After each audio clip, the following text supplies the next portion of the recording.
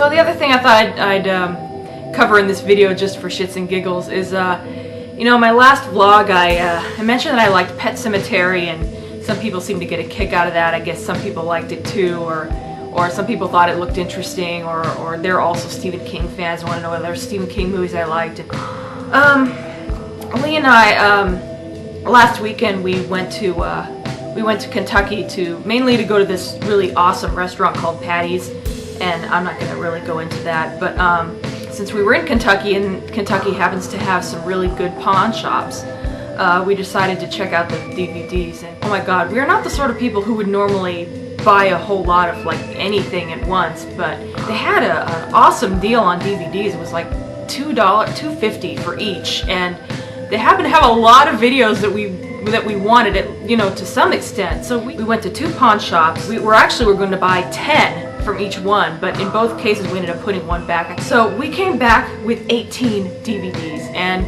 just for the hell of it, I thought I'd, you know, show you what I got. Some of these Lee got, and I don't care about them so much, but I'm still going to show all of them. Saturday Night Live, Best of Adam Sandler. Yeah, his movies suck, but he was awesome on Saturday Night Live. Kind of like Will Ferrell, for the most part. We also have the Best of Will Ferrell, and those are awesome too. Yeah, Jeff Foxworthy, you might be a redneck. Yeah, Lee bought this one. I would not have bought this. Not that I don't think Jeff Foxworthy is funny. I actually think he's hilarious, but this isn't the kind of thing I would normally buy on DVD. It's the kind of thing I'd watch on TV once in a while, so whatever. Mortal Kombat! I love this movie. I know people seem to pan this movie a lot, and I don't understand it. I think, you know, it stayed pretty true to the games. I mean, obviously it's not a cinematic masterpiece, but it's a freaking, you know, movie based on a fighting game. What do you want? I actually thought it did really well. You know, characters are recognizable. The storyline is taken pretty much right from the game. Of course, it's kind of silly and goofy and cheesy, but, you know, like I said, it's based on a video game. What do you want? Jackie Chan, Rumble in the Bronx. Lee got this one. I like Jackie Chan as much as the next person, but I don't really go out and buy his DVDs. I'm just, you know, I just don't pay that much attention to him.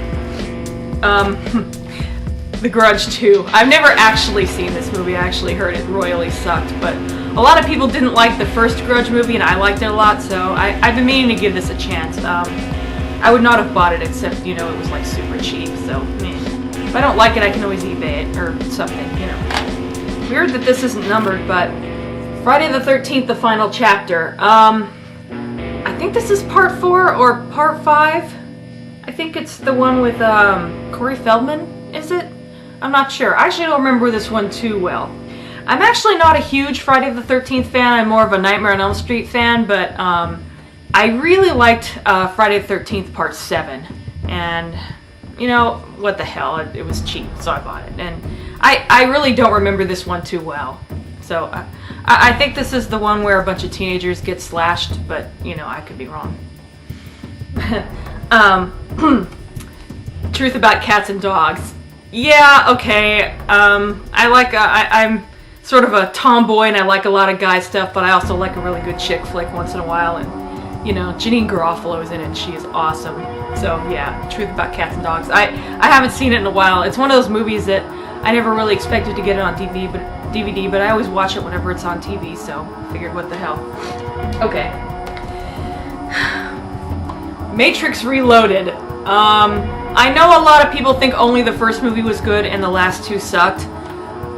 I'm gonna get so bitch slapped for this, but I like this one better than the first. I know it's kind of cheesy and it's basically mindless entertainment, but as far as I'm concerned, it's good mindless entertainment. And for me, the first Matrix movie dragged a little. I'm not saying it wasn't a good movie, just, you know, I personally enjoyed watching this one better. So I have not seen the third one. I've heard the third one is truly horrible, but I'll probably watch it someday just to, you know, get it out of the way, so I can say that I saw it, you know, whatever.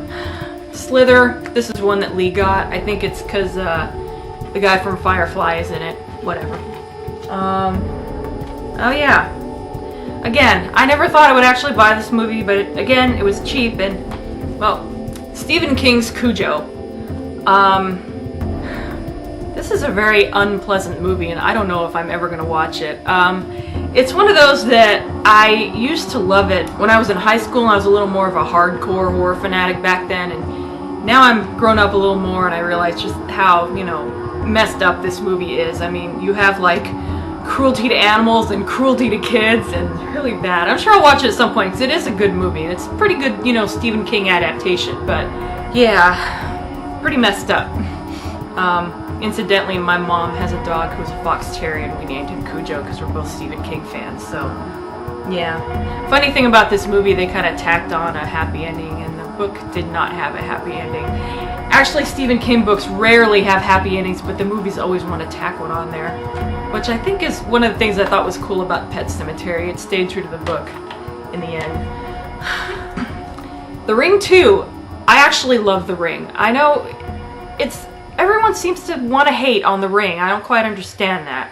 I get that it's a little bit, you know, maybe watered down as horror movies go, as in it's not super gory and bloody and stuff, but I thought it was pretty damn scary, and it kept me up for a few nights. So, The Ring 2 did not really scare me, and it's not that great of a movie, but it's kind of fun, and I like the chemistry between the mom and the kid. That was the main thing I liked about this movie. I thought it did that really well, and you know, it's okay. It's a good movie. Just one of those things I wanted to have around so I could watch once in a while.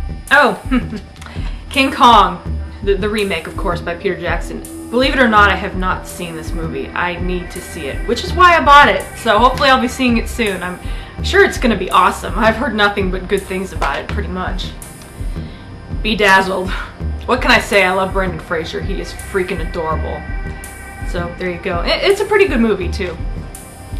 Dragon Ball Z, Broly, the legendary Super Saiyan. Actually, Lee bought this one, but I think he pretty much bought it for me because this was the first Dragon Ball Z episode I ever saw.